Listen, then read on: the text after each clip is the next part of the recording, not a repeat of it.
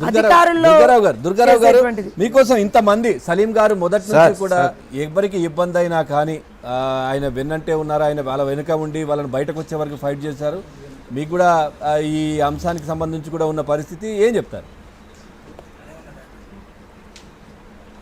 Sir? నా వెనక సలీం గారు పోరాడారు, ఇలాగే మా కులస్తులు చాలామంది పోరాడారు, ఇలా చాలామంది పోరాడాడు కాబట్టి ఈరోజు నేను మీ ముందు లైవ్లో కూర్చొని మాట్లాడగలుగుతున్నా సార్. నేను ఇదంతా మన సలీం గారు చేయబట్టి చాలా సలీం గారికి మేము రుణపడి ఉంటాం. మా ఫ్యామిలీ తరపు నుంచి ప్రతి దానికి మేము అక్కడ లోన ఎంత బాధపడ్డానో నాకు తెలుసు సార్, లోన ఏం చేశారన్నది.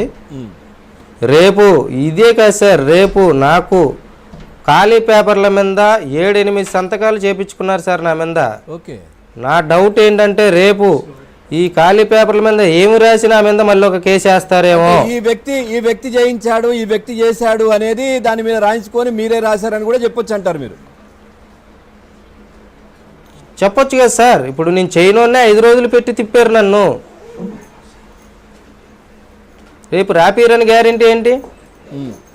మరి ఎందుకు మీరు అడగలేదా? నేను ఖాళీ పేపర్ల మీద సంతకం పెట్టను అని మీరు అడగలేదా?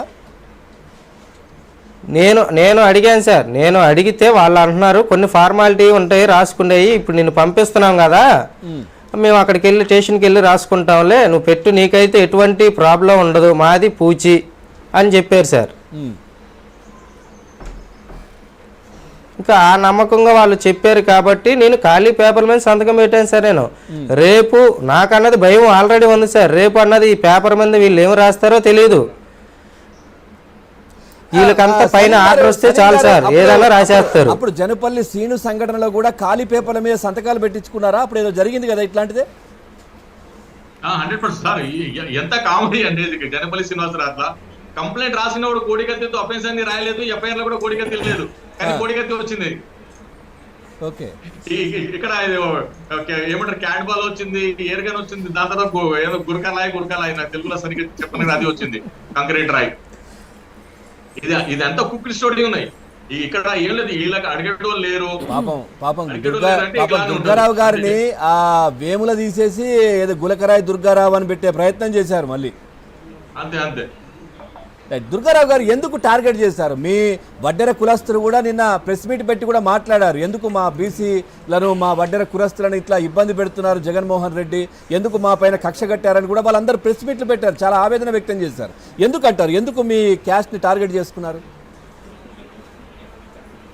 ఎందుకంటే మా క్యాస్ట్ టార్గెట్ చేసేది ప్రతి వడ్డెరలు ఇంతకుముందు 2014 నుంచి 2019 దాకా ఎంత హ్యాపీగా బతికారో వడ్డెరలు అందరికీ తెలుసు సార్.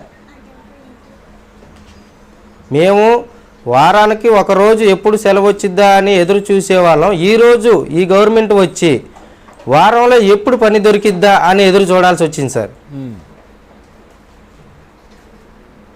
ఎంత తేడా ఉంది సార్ దీనికి.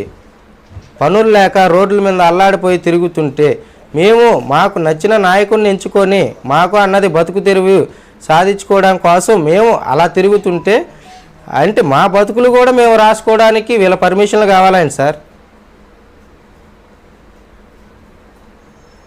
ఇప్పుడు దుర్గారావు గారు ఖాళీ పేపర్ల మీద సంతకాలు పెట్టించుకున్నారు కదా, అంటే మీ డౌట్ ఏంటి?